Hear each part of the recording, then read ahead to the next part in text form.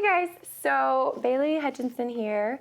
I know that we didn't get to meet in person, so that's unfortunate, but I'm hoping you guys get some good stuff out of this today.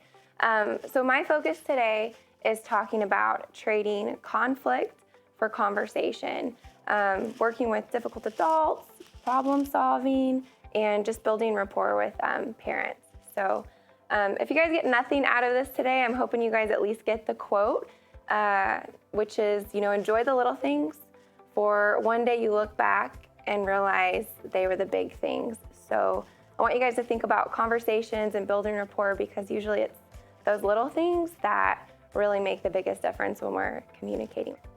All right, so I want to give you guys a presentation overview today. We have a couple of key points to hopefully simplify it for you. But mainly just, we need to be able to recognize before we can deal with emotionally toxic parents, right? So what does that even look like? So that's one of our slides today. Discovering the 3 C's and learning their differences. We have conflict, confrontation and conversation, and then understanding the impact of a common goal, right? Because if we're all on the same team, it's usually easier to communicate if we have that common goal. Controlling the environment, that's one of the things I wanted to point out with you guys today. We can't control others around us, but we're always in control of, creating a safe environment, making sure it's approachable and non-judgmental. And we want to make sure ultimately that it's a productive zone. And then lastly, what I'll cover today is the importance of learning those communication tools. So got a lot for you today in an hour or so just hang in there with me.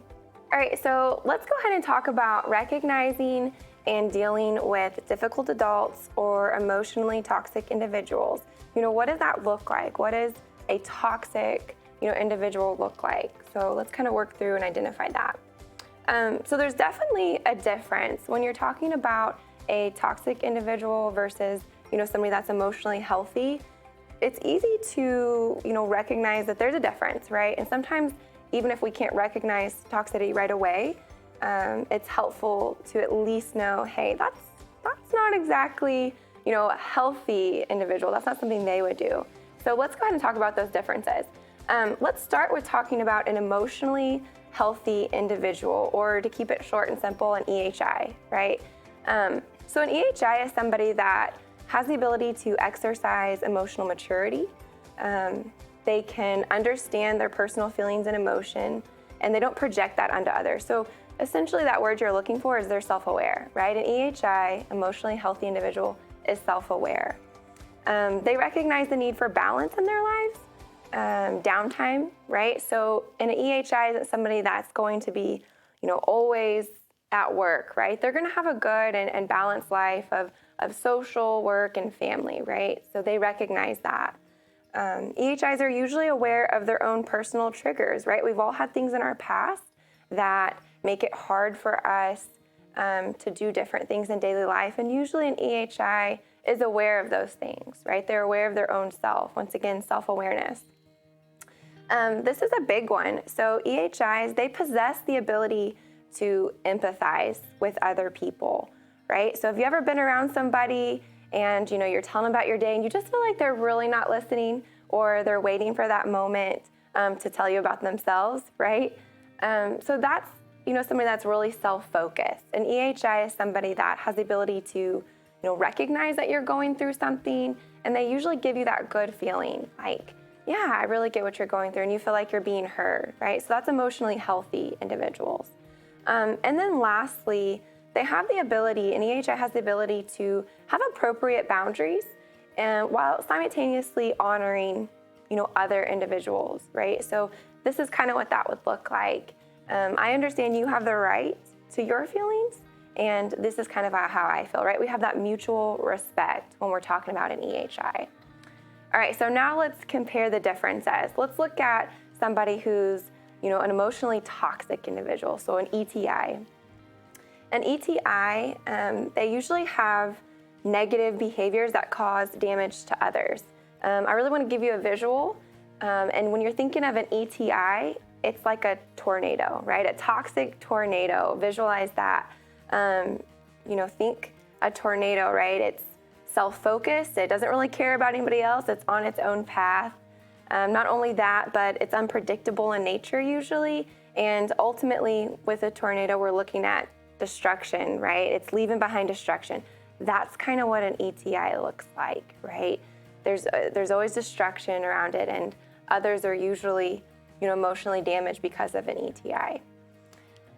So another thing that an emotionally toxic individual has, a trait of that type of person, is the fact that they really don't accept responsibility. They have a hard time because once again, an emotionally healthy person is self-aware and an emotionally toxic person is not. So for them to take responsibility is really hard because they don't even recognize that there's something wrong with them in the first place, right? So there's not a lot of change, and that's kind of the big issue when we're talking about emotionally toxic individuals. They don't usually have the ability to see issues or problems, which means that they're not usually going to try to change them. Sometimes we can identify an emotionally toxic person because of the verbiage that they use. A lot of their language can be degrading or harmful, right? We use negative talk. That's kind of a way of control, and that's usually a really quick way to identify somebody who's an emotionally toxic individual. I did have a special note on this slide that I really wanted to point out. Once again, I want to remind you guys that it is important, it's our responsibility as professionals and individuals, to protect the child. So if there is, in your gut, or you have a sign that there's an emotionally toxic individual that you're working with, remember, it's our responsibility and duty to kind of help that child. And so just always listen to your instincts on that if you're, uncertain if you have the ability to recognize an emotionally toxic individual, right? The last thing I really want to clarify is sometimes we get confused because we think that a mental illness is a toxic individual. It's not necessarily the case, right? So just because we're emotionally toxic doesn't mean we have, a diagnosis or a therapeutic diagnosis. That doesn't mean that they can't go together, but we need to make sure that we're separating, mental health from emotional toxic individuals. There is a difference, right?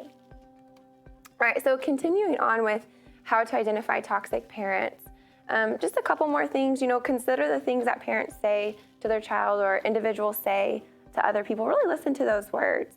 And sometimes that's a quick way to identify somebody who's emotionally toxic or a toxic individual. Recognize that with, an ETI, they're usually unable to see past the concept of self. So if you see somebody who's, not taking responsibility or, is always talking about themselves, is not really empathetic to others, sometimes that's a good sign too, right? And then always, make sure we're looking for signs of abuse, right? Because with an ETI, somebody who is emotionally toxic, that does, bleed into other people's lives. And sometimes it does so to the extent of, emotional abuse, physical abuse, sexual abuse. And if you have, any idea or, like I said, that gut feeling that something like that's going on, we want to make sure that we're protecting others. So a toxic parent is somebody that is not probably emotionally mature, right?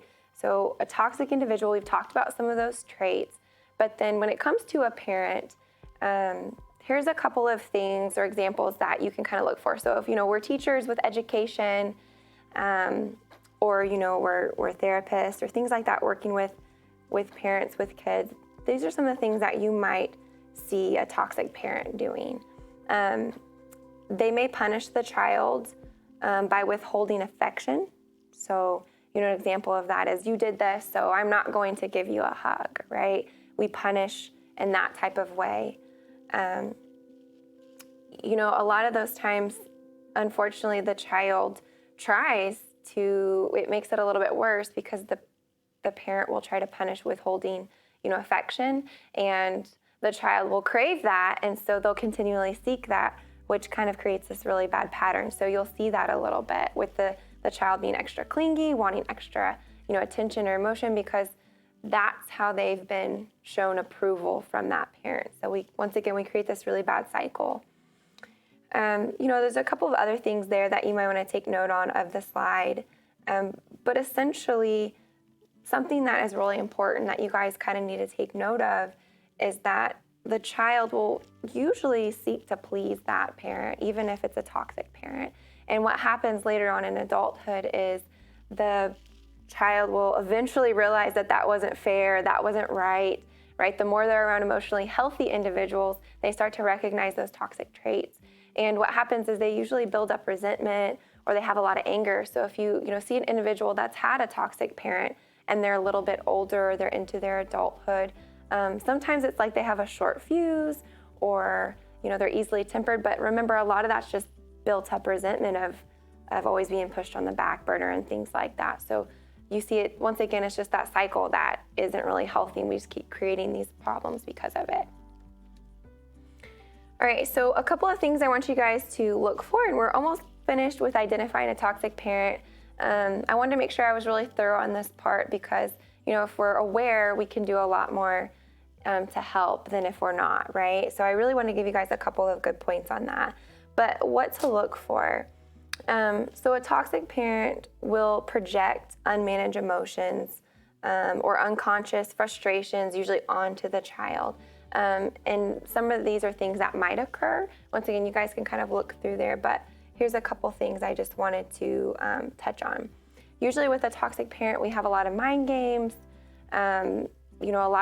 we usually use love or affection, and we withhold that. So a mind game might look like this. If you go to so-and-so's house, then you don't love me enough, right? So there's a lot of that really unhealthy dynamics when we're talking about an emotionally toxic parent. So just really be mindful of those things. Once again, come back to the basics.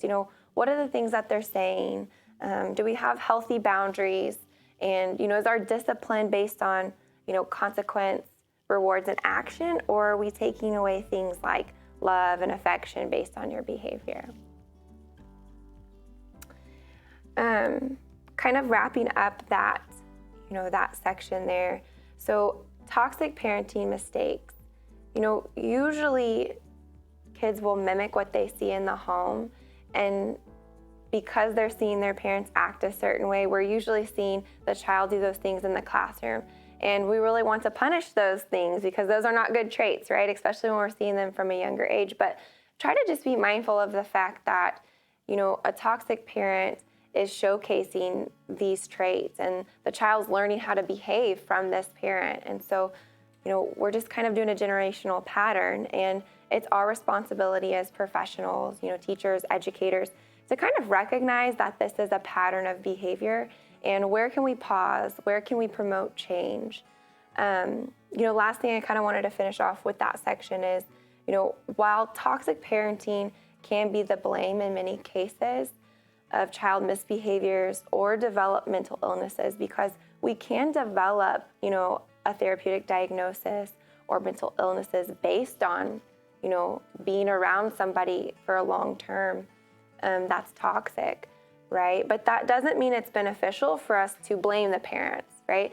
There's a difference in, holding somebody accountable and placing blame, because remember, behaviors are usually learned. And so even if this parent is toxic, they're a toxic individual, and yes, they're harmful, they've probably experienced something or learned this behavior as well. And so it doesn't really do us any good to place blame, because our goal is to promote change. Our goal is to find common ground, because we're talking about communicating and building rapport. So even though it's really easy to blame others and we want to do that, just remember we're looking for communication and we're looking for common ground. All right, so how can we help? What can we do? We've learned how to recognize a toxic individual. We're understanding the differences between emotionally healthy individuals. So now, what can we do? And I put a little quote on here because sometimes it's really hard to help people that frustrate us, right? Or to help people that we know are harming others, right? But I kind of like to think of it in this way. It's not really our job to judge who needs or deserves help. It's really just our job to offer help to those in need, right? So try to keep that in your mindset, because I know it can be really frustrating when we don't always want to work with somebody who's difficult or toxic, right? But how can we help? So first of all, let's recognize that blaming somebody only creates, shame, guilt, it builds up animosity, and really it limits the willingness or chance to change. And that's what we're going for. Holding somebody accountable, once again, is very different than placing blame. We can recognize somebody's part in something without necessarily making them feel shame or guilt when we do it. And remember, without willingness to change, there is no transformation. There's no transition from this toxic behavioral pattern. And our goal, as professionals, once again, is to promote change. It's to create a new generational pattern of healthy parenting, interactions, making new choices. That's really our goal. So we have to kind of let go of some of those other feelings that we have sometimes and just remember to recognize our ultimate goal. All right, so what are some examples of communications? I want to hit on this just a little bit one more time. What would that look like? I have 2 examples here, but I'll just kind of go over one. That can be really common. So here's an example. There's a parent, they're dealing with the stress of a divorce. They're frustrated with the other parent. And so they put the child in the middle to communicate because they just can't deal with it, right? And we see that a lot. That's a hard situation. But we do tend to see the child being put in the middle of divorce and frustrations like that. So what happens is if we put the child in the middle, we're basically putting the child in a situation where they have to choose one parent or the other, or they have to lie because they don't want one parent to be upset, right? And so what kind of damage does that do? Well, the damage is basically that not only does the child feel torn between the choices, but they begin to kind of shut down and feel isolated because it's a lose-lose situation, right? There's no way that they're gonna win because one parent's gonna be upset usually. So they just isolate, they shut down, or they just stop communicating. And really the damage is that they lose a healthy relationship with both parents. So that's kind of an example. What are some options in this scenario, right? The parents can agree to communicate at a later time, or if they really just need that third-party communicator, choose somebody that they trust other than the child, right? Our goal is to kind of protect the child in this sense. There's another example here that you guys can take a moment to pause on the slide if you want to kind of read through that. But ultimately, everybody has the ability to have toxic behaviors and patterns, right? Because we all have those days where we get stressed. And that's what I wanted to kind of point out with these scenarios. But the ultimate difference in, a stressful day and a toxic individual is that a toxic individual continually makes these unhealthy choices that affect and damage others, right? And they usually don't show remorse or the willingness to change. And that's kind of our big difference there. All right, so here's a little discussion point for you guys. So in your experience, can you remember a time when appropriate or inappropriate use of communication took place? What was the result of that? So just kind of take a minute to reflect on that.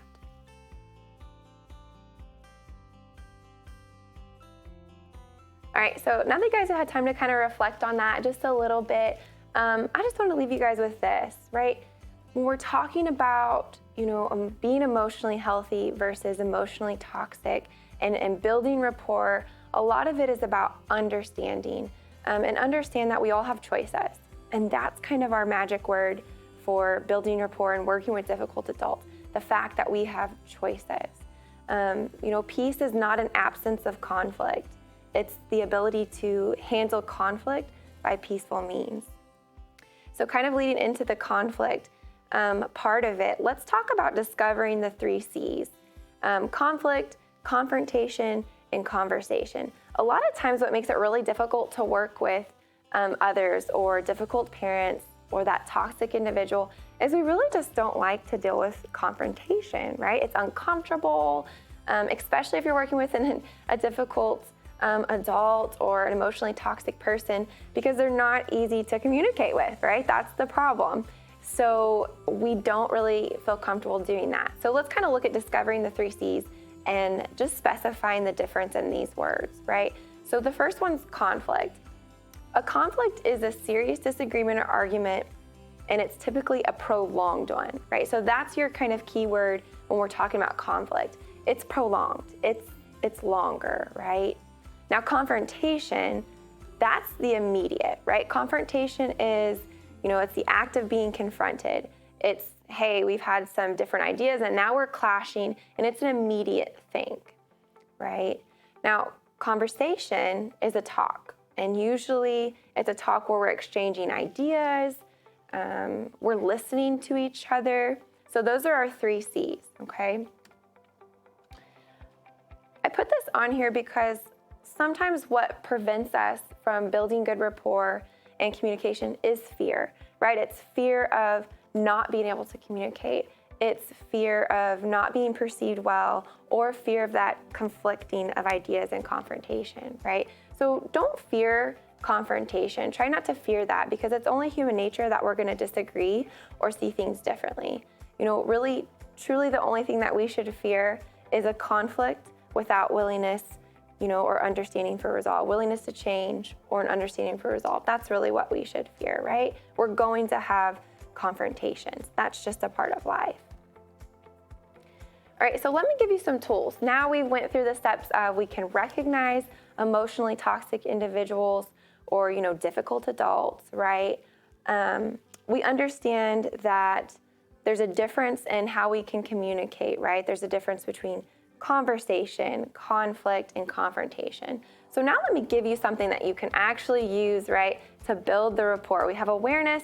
Now what can we do about it, right? So I like to give you guys the common goal. The importance of having a common goal is because when we're trying to communicate, if we have different ideas, right, that's what confrontation is. It's different ideas that clash. So ultimately, if we have one common goal, we can find one thing that we can agree on. That's a good place to start, because then we can build to the point where we have conversation, and conversation is the opportunity for change, right? So ultimately, when you can't think of anything else, right, when we're dealing with difficult parents and adults, when we have clients that are kids, what's our common goal? Well, for the betterment of the child, right? It's ultimately, our goal is for the child to be successful and happy and have wellness, right? So that's a good place to start. So what are some things that we can do just to ease the tension right off the bat, right? Because that confrontation, it is tough. Having conversations when we're talking about different ideas, or even anger, sometimes difficult adults, they get angry at us, right? And what can we do to kind of give ourselves an extra, head start, you can say? And I like to talk about controlling the elements within your control. So let's talk about space, right? Whether it's your office, your classroom, or just a shared common area, let's recognize the importance of our space. What does our lighting look like? Is it harsh lighting where it can be perceived as really intimidating?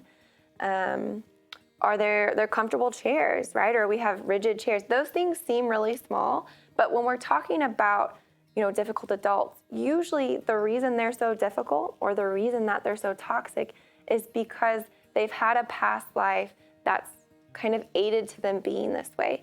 And with that mindset, they're coming into your office or the classroom prepared to be defensive, right? They're prepared for you to judge them or tell them that them or their child is doing something wrong. So it's really important to make sure your space is welcoming. Make sure we have a space that at least is perceived as, non-judgmental and comfortable.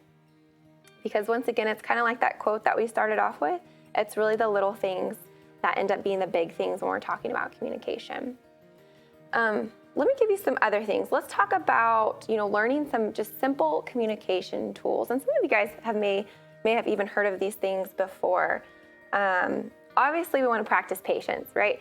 Patience is something that, I'll be honest, I'm not really that great at myself. And so that's why I put practice in there, because it's a daily thing that we have to practice.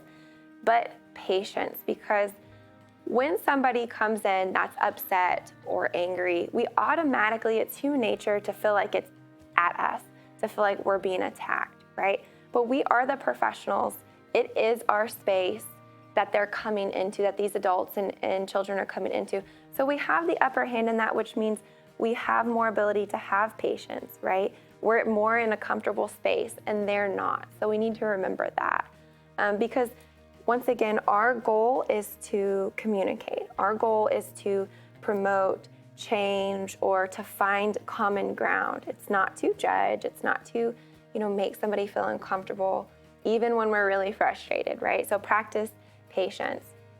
Another tool that I really like, I learned this one a long time ago, and it's called the positivity sandwich. And if you guys are teachers out there, I'm sure you know all about the positivity sandwich, but let me go ahead and touch on that. So the positivity sandwich starts with the bread, right? The bread is our compliment. And here's kind of what that looks like. Let's say we're in a parent-teacher conference or, we're, in an office setting and we're talking to the adult about the child. We are going to start with the positive. Let's start with the bread, which is our compliment.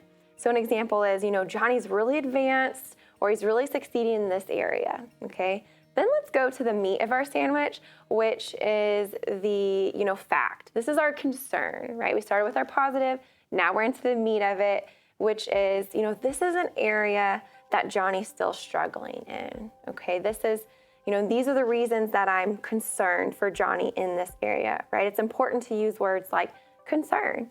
This isn't, we're just judging Johnny on this bad behavior. We're genuinely concerned that this is going to hurt him later on for, X, Y, and Z. And then we finish our sandwich with another piece of bread, another compliment, right? So even through these struggles, right, we referenced the meat again, even through this, Johnny has still managed to show progress and growth in this area. So that's just a little communication tool. It sounds really simple, but it's the little things, right, that help us with our communication. And here's just kind of a tip for you guys. Always if you're not willing to, give an option for, hey, this was our problem, here are some things we can do, be ready to be open-minded, because one thing we really want to avoid when we're talking about building rapport and communication is we're not just judging, we're not just pointing out the wrong, we're offering ways to do things better, right? And that's kind of our key. Another little tip I like to point out is validation, right? So just because we don't agree with somebody, it's really important that they feel heard, because a lot of people just get frustrated because they don't feel like somebody's listening to them. And so validation is a really easy, quick thing that we can do to just immediately build rapport and help build communication. And it kind of looks like this. You have a parent or a client, they're really angry, they're telling you how they feel. Immediately, we want to be defensive. We want to react. But there is so much that you can do with just simply validating and saying something like, yeah, I understand that you're really upset. Right? Sometimes that's all it takes for them to be ready to listen, or for them to be willing just to calm down and sit with you, right? Because we validated that they have feelings. And that's okay, because we don't have to agree. Validating that you have feelings or that you're upset doesn't mean we agree with them, right? It just validates that they have, frustrations too, and that's okay. So not that this would ever happen to you, right? A little sarcasm intended, but what happens if you have somebody that comes into your office, or you have a parent of one of your students or patients or clients, and they are an ETI, they're emotionally toxic. What do you do? So kind of pause right here and just kind of reflect on if you've ever had that experience or that conversation that was difficult. What did you do? Could you have done something differently to make that, conversation situation better? And, would these tools or tips have helped you at that point, right? So just take a moment and reflect on that for me. All right, so once again, why do people react the way the way that they do or the way that we do? We started off by talking about awareness. What does this person look like? Then we talked about ways to communicate better. And just, I gave you a little piece of understanding why they're behaving that way. But ultimately, it's important for us to understand that sometimes when people are angry or defensive, and I'm sure you guys know this too, but when they're angry or defensive and they're giving you those immediate reactions or responses, really they're probably expressing something a little bit deeper, a deeper emotion of fear or an insecurity. So sometimes if we can just take a minute to listen and understand that that might be what's going on, we can hear what it is they're actually trying to communicate with us a little bit better. And empathize. I know it's frustrating because we're sitting here thinking, and I'm sure you guys have a situation or somebody in mind and you're like, the last thing I want to do is empathize with that really difficult adult, right? But empathize with the fact of, as professionals, we're learning and we have learned to communicate.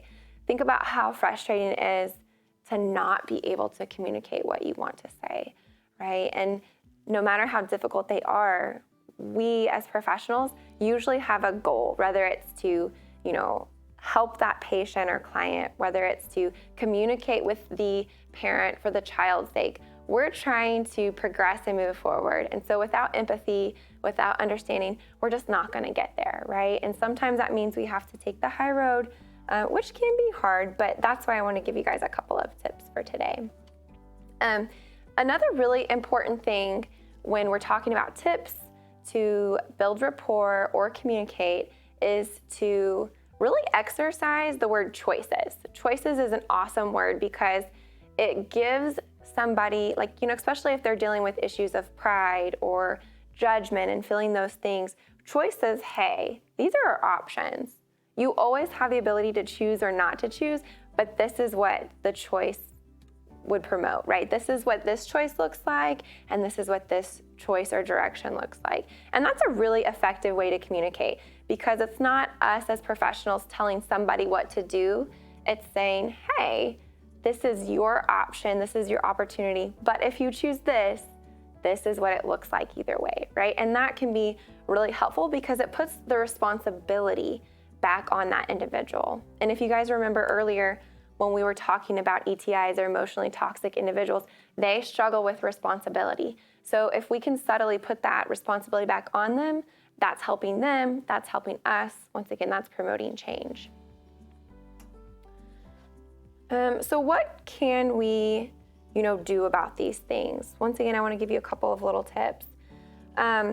You're a trusted adult, right? As a professional, you are trusted, whether it be to give good care or to protect the child, you are a trusted adult. And so, what can you do to help, promote positivity?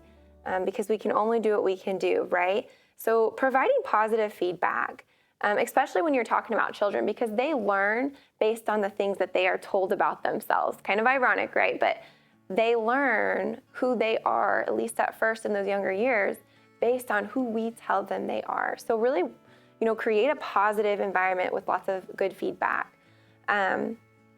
We can incorporate emotional literacy into everyday interactions.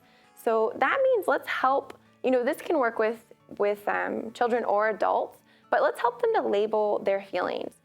Sometimes if we haven't been taught how to communicate or we haven't even learned about our emotions, that can be really frustrating. And so promoting literacy, like, yeah, that was really frustrating when you dropped your ball or et cetera, right? Helping them just to kind of learn how to label their emotions is a way to build communication for them, which builds communication for you. And just set good boundaries for yourself, right? Understand, I know it's so hard to not take things home with us, but as long as you're doing all you can do, right? That's all you can do. So try to just do the best you can in the moment and let that be what it is. Finishing up here, we just got a couple more slides, so hang in there with me. What are some helpful tips? So I have about 3 tips to just quickly give you just to continue helping or continue to growing relationships. Number 1, communicate. Especially when we're talking about parents, children and parents. Make sure you keep parents aware of issues or concerns, right? In an educational system, this is really great because let's over communicate. Let's really prepare them. This is what's going on because the biggest and fastest way, I guess I should say, to hurt communications or to hurt rapport is to not communicate a problem early enough. Because sometimes we don't communicate problems or issues until it's really bad, right? And then it's almost overwhelming for the parent or the guardian to hear how bad it is. And then that's where that frustration is because why didn't I hear about it all along, right? So over communicate, that's tip 1. Tip 2, document. Document everything, especially when we're talking about educational systems, even in the health-related fields. Once again, as professionals, it's important to document. sometimes it helps just to have that piece of paper that states, hey, this is what we talked about. Remember, you signed this, we talked about that. And sometimes that's just, once again, that's a way to hold that individual responsible. It's a way for them to recognize their part. And documentation is a really good thing to just help with communication, but also help to hold ETIs, responsible as well. And tip 3, just remember our common goal. Embrace kindness, right? And really focus on our common goal is usually the child, or our common goal is for the better good, the betterment of individuals, because I'm assuming pretty much everyone that I'm talking to out there today, if you're watching this or you're learning from this, it's because you care about others or you have a job where you're helping others. And that's always our common goal. How can we help you or this child to be their best, right? So I just always want to kind of finish around this point when we're talking about protecting and helping children. That's our first priority and our responsibility. Just because we choose to validate difficult adults, or we choose to work with them, or even offer help and even empathize with them, that doesn't mean that we forget our first priority, which is to help those who can't help themselves, right? Really, it's on the contrary, because we offer kindness and patience to those difficult adults, because in turn, it's ultimately bettering them or bettering the situation for our first priority, which would be, those who can't help themselves or the children, right?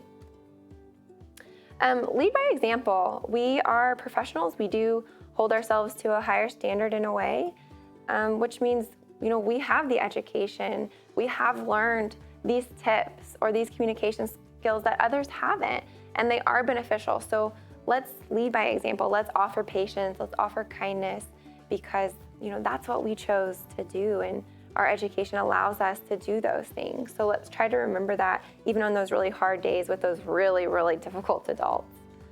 Kind of pause if you want and just reflect on some of these slides. If you want to review anything, you're more than welcome to. And then I'll do a really quick closing for you guys. All right, so now that you guys have kind of had that brief slide, I know it was pretty quick, but feel free to kind of look through those slides again, or go through anything. I appreciate you guys just kind of staying on with me today. And I wanted to kind of finish with this. When, carrying the emotional weight of the world gets really heavy and all else fails, right? Your positivity sandwich doesn't work, just remember to call your therapist. And then they'll call theirs, right? We all need somebody at the end of the day is kind of the point of that.